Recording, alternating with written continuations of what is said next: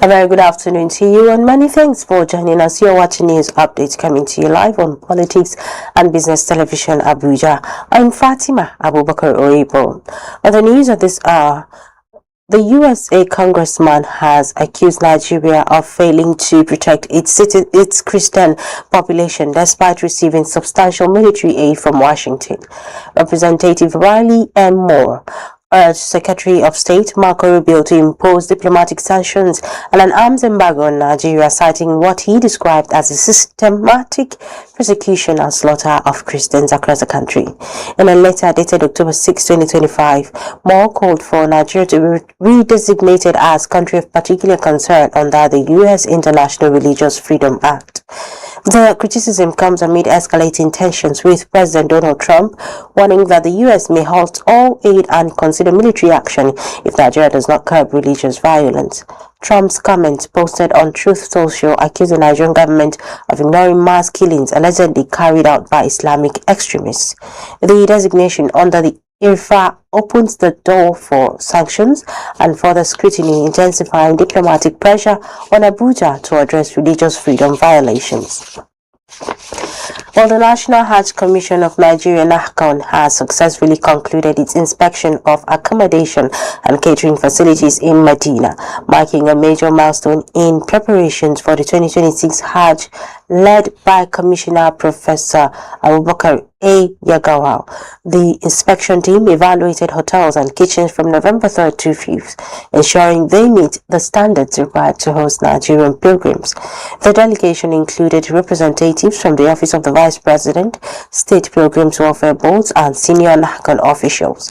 The exercise focused on hygiene, accessibility, and service quality, with particular attention to the capacity of facilities to handle large volumes of pilgrims.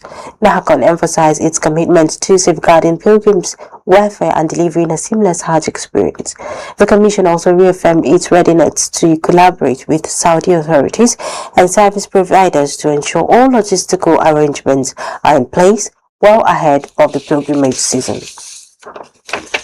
Meanwhile, the Abuja Electricity Distribution Company AEDC has dismissed 800 employees across the Federal Capital Territory, Kogi, Niger, and Nasarawa states, citing operational restructuring and financial strain.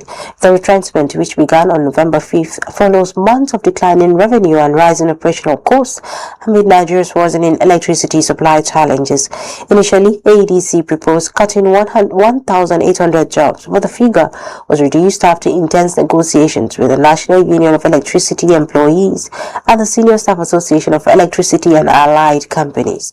Industry stakeholders have expressed concern that the mass layoffs could further destabilize service delivery and deepen public frustration over erratic power supply.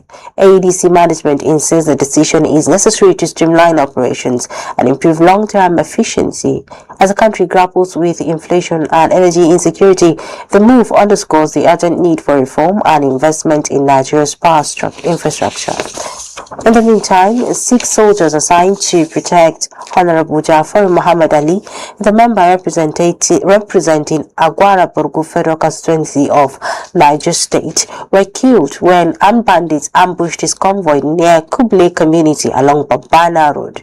The attack occurred during a constituency tour and was carried out by over 50 assailants armed with sophisticated weapons.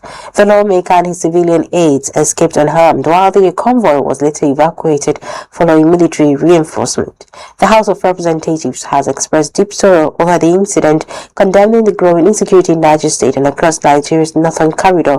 Lawmakers called for urgent action to secure forest reserves and border communities increasingly infiltrated by extremist groups linked to Sahel-based militants. The tragic loss of soldiers has reignited calls for enhanced protection of public officials and a more aggressive counter-terrorism strategy. For more updates and in-depth analysis, follow Politics and Business.TV.English on YouTube and Facebook. Connect with us on Instagram at PMBTV_English and X at PMBTV_ENG. Remember to subscribe and stay informed. That will be all for now. I am Fatima Abubakar Oyibo. To have a lovely day. Bye for now.